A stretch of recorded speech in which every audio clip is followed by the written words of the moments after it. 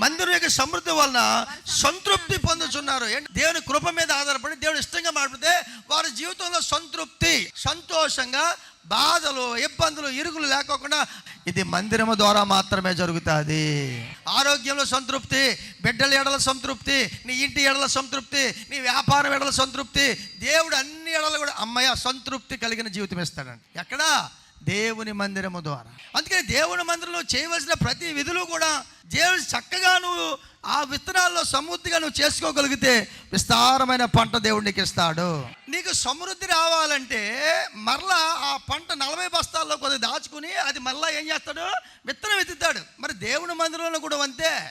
నీకు సమృద్ధి రావాలంటే ఆత్మీయులు ఎదగటమే కాదు, విత్తనాలు విత్తడంలో, దేవుడికి ఇవ్వటంలో, ఈ పేదవారికి చేయటంలో, లేకపోతే నీ ధనాన్ని ఇవ్వటంలో ఉండాలి. ఇప్పుడు ఆత్మీయత విత్తాలి, సమస్తం కూడా విత్తాలి. నీ పొలంలో సమృద్ధి నీ ఇంటికి దేవుడు తీసుకురాగలుగుతాడు.